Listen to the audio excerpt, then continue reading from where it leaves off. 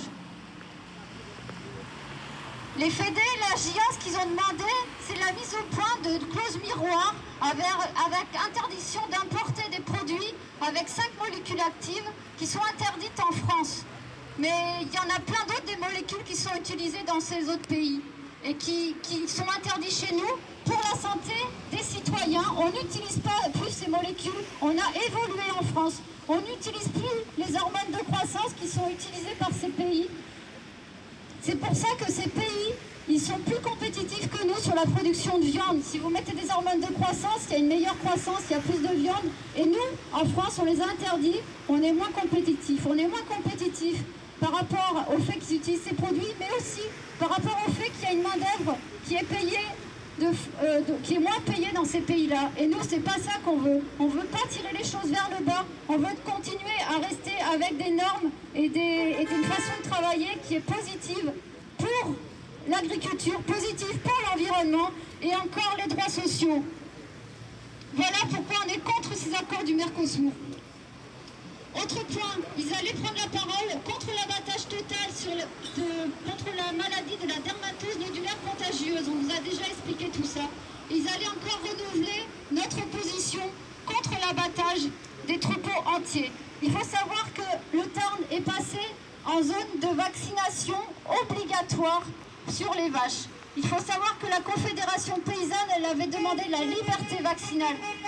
Quand je dis liberté vaccinale, ça veut dire que chacun ait le droit de choisir de vacciner ou pas ses animaux. Ça n'a pas été obtenu dans le Tarn, le préfet n'a pas voulu entendre cela. On a des éleveurs qui sont contraints de vacciner et qui en ont un peu gros sur le cœur. Parce que cette maladie, elle n'est pas hautement contagieuse comme on nous le fait croire. Elle n'est pas hautement mortelle, c'est faux. Les animaux peuvent s'adapter à cette maladie. Et nos éleveurs et nos éleveuses, ce qu'ils veulent, c'est travailler sur l'immunité naturelle. Et là, on leur empêche de faire ça. Ce qu'on demande aussi, alors nous, on a une entrevue avec le préfet tout à l'heure aussi, ici localement, et on va redire qu'on est contre cet abattage total, qu'on défendra les élevages si on vient venir à abattre des animaux dans nos élevages tarnais, ou peut-être on ira dans l'Aveyron, s'il faut aller dans l'Aveyron, on ira où il faudra aller. Ce qu'on demande, c'est qu'on a proposé un protocole alternatif qui est un abattage ciblé avec un suivi des troupeaux. Et ça, on aimerait qu'ils nous testent grandeur nature. Ils ont demandé à des scientifiques de faire des études. Ils vont faire des études de bibliographie, ils vont faire tourner des modèles, mais on n'a pas d'informations sur du local. Il n'y a jamais aucun troupeau qui a été suivi pour voir comment évolue la maladie localement. Et nous, c'est ça qu'on veut. On veut qu'il y ait des scientifiques qui viennent voir ce qui se passe sur le terrain. Et les éleveurs, ils sont prêts à accepter ces scientifiques. Parce qu'ils n'ont pas peur de la maladie, ils ont peur de l'État. C'est ça qu'on vous dit depuis le début. La maladie, elle peut tuer 1 à 5% du troupeau. L'État, quand il arrive, il tue 100% du troupeau. Voilà pourquoi nos porte-paroles allaient prendre la parole à Paris pour exprimer donc le fait qu'on est contre la signature du Mercosur et contre l'abattage total des troupeaux qui sont atteints par la dermatose nodulaire contagieuse. Donc on les soutient, on espère qu'ils vont vite sortir de leur garde à vue et on espère qu'à Paris, tout autant qu'ici et dans d'autres départements, on a pris la parole pour exprimer notre mécontentement.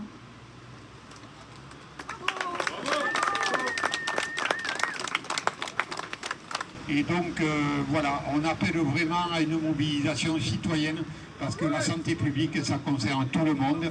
Et nous, la Confédération paysanne, on travaille pour la santé publique.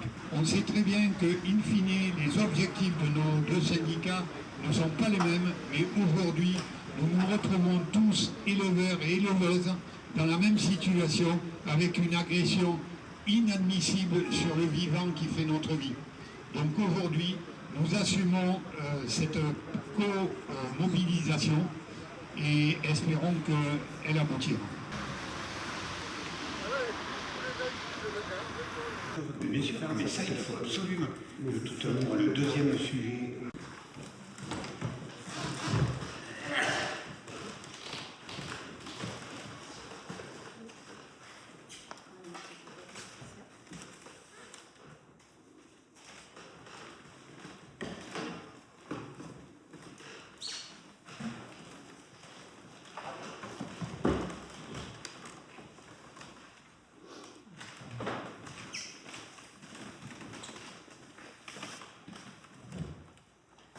pose un peu de temps pour passer un petit tour de table. Moi j'ai un mandat pour rester.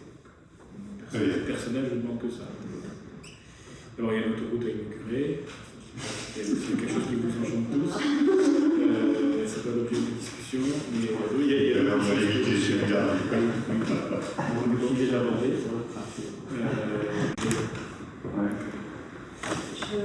Je me permets de reprendre la parole. Donc on avait cette entrevue là, de vérifier. Et par contre, ce matin, il y a deux porte-parole nationaux qui ont été arrêtés à Paris. Et du coup, c'est pour ça qu'on a fait un rassemblement devant la porte pour exprimer devant la presse et devant quelques citoyens notre colère, notre mécontentement par rapport à ce qui s'est passé ce matin. Nous, les images qu'on a vues, c'est des personnes qui étaient sur le trottoir, qui se font arrêter, qui se font mettre au sol et qui se font emmener. Donc quand même, les porte-paroles, c'est quand même des personnages importants dans le syndicat.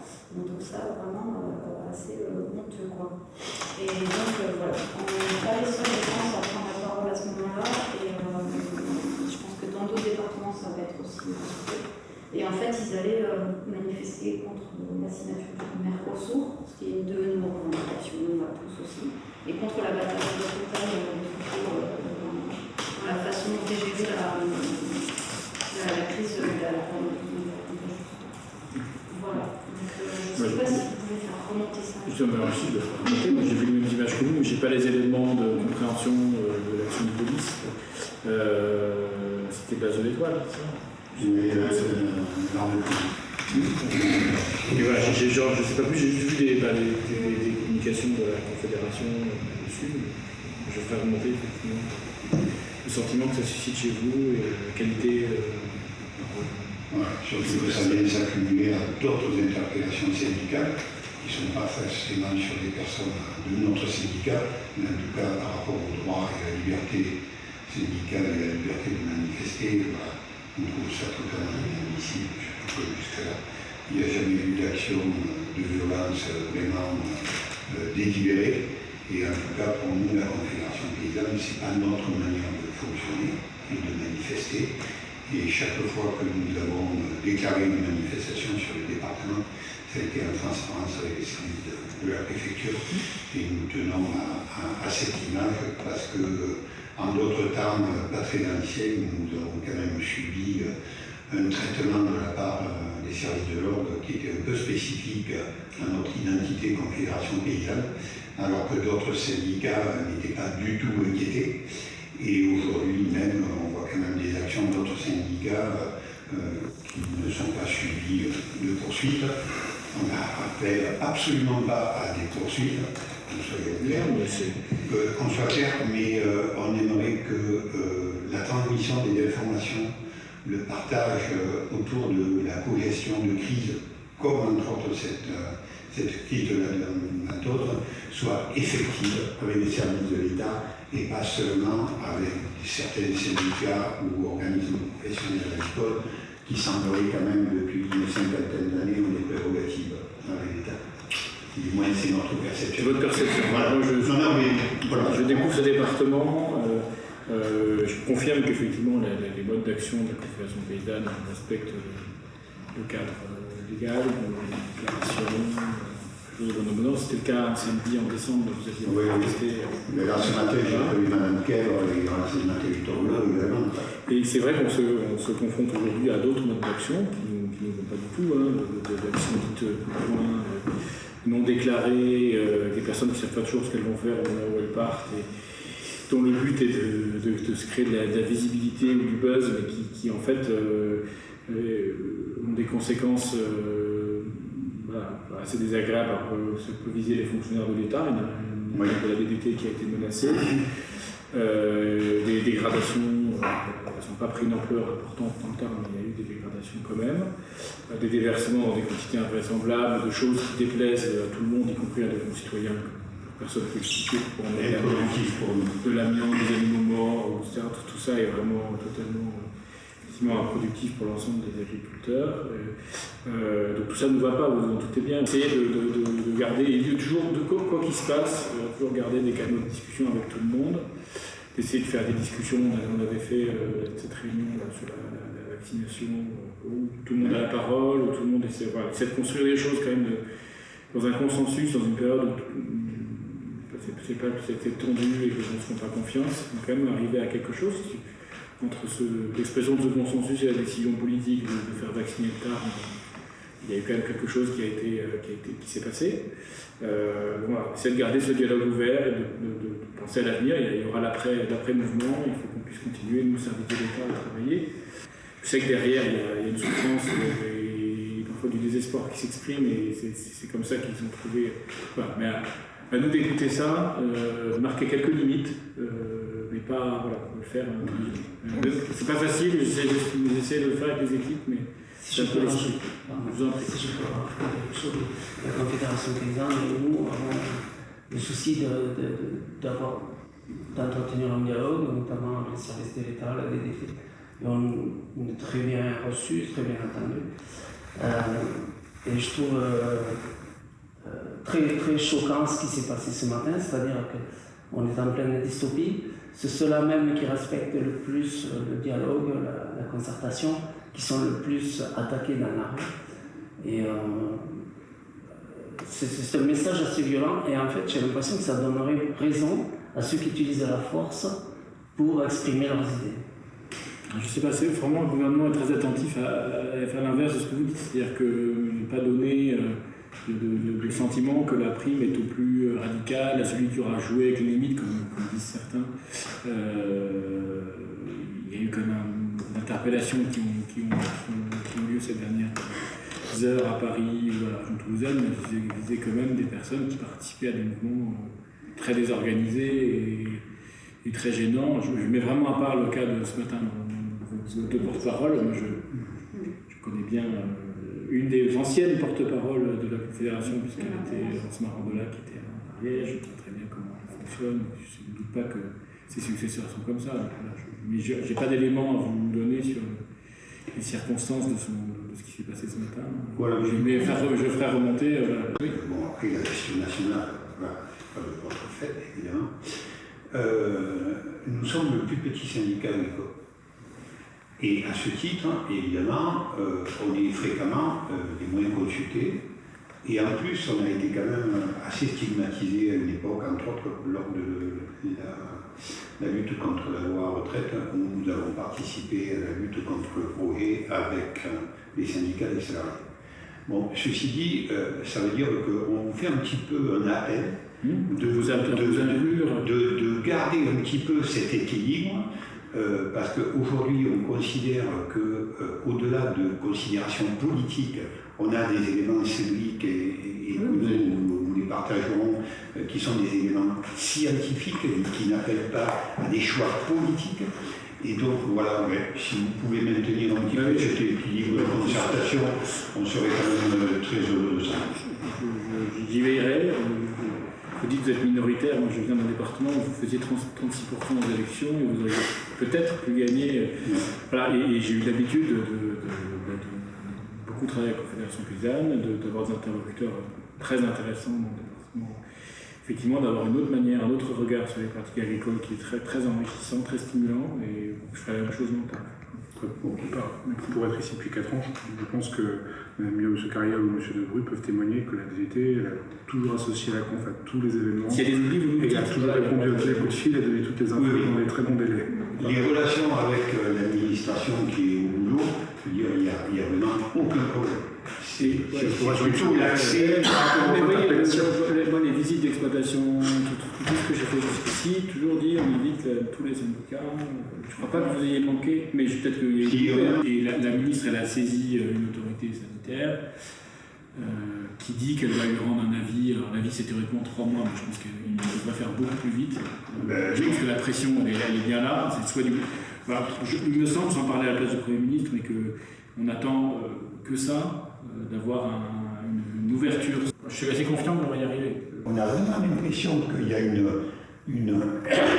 directive qui est politique et qu'on cherche après, parce qu'il y a de la contestation, des validations scientifiques. Alors qu'en fait, c'est le contraire. Oui, Sébastien l'a contenu dans le texte. Le gouvernement donnera tous les moyens nécessaires pour permettre aux autorités scientifiques d'adapter utilement le protocole sanitaire post-vaccination. si les gens parlent avec le ventre, les discours vont pas être très apaisés. Ah oui. Ce genre de culture paysanne qui la DER. En fait, la Chambre d'ici est d'accord, estime que la DER fait du très bon travail et souhaite que suive la collaboration avec eux. C'est pas forcément le cas dans tous les départements, je pense. C'est pour ça qu'on nous a dit venez un peu à notre secours, Confédération paysanne, pour soutenir la DER. Il y a quand même un non-sens. On a encore des vocations qui se font de la part des jeunes et on n'a plus le tissu technique et économique pour pouvoir installer et accompagner ces gens-là. Alors qu'on a des moyens pour les axes et on a des axes de production. Mais bon, on n'y arrive pas. Nous, on travaille pas mal avec les centres de formation, donc Fond-Labour. On commence à rentrer un petit peu à Fond-Labour et initialement avec le CFPPA de Brest, voilà, où on a monté plusieurs BPRA. Mais aujourd'hui, il faut qu'on ait accès à la formation pour créer et coopérer. Il n'est pas question de mettre sur la touche un syndicat ou un autre, mais il faut pouvoir coopérer dans des instances collectives pour l'accompagnement, l'installation et le développement. Donc c'est aussi une demande de la Confédération paysanne qui est de la recherche fondamentale sur la résistance des animaux sans mettre au panier l'utilité de la vaccination. C'est pas ce qu'on veut dire. Mais bon, on ne va pas passer notre vie, tous les syndicats le disent. Oui, faire tous les variants de la FCO. Avec tous les variants de la FCO, etc. Donc investissons de l'argent public dans de la recherche pour notre agriculture. Mais j'entends tout, enfin, très convaincant. Un éleveur qui est confronté à ces sujets-là, j'écoute des messages comme très compliqués à lui dire, mais c'est vrai.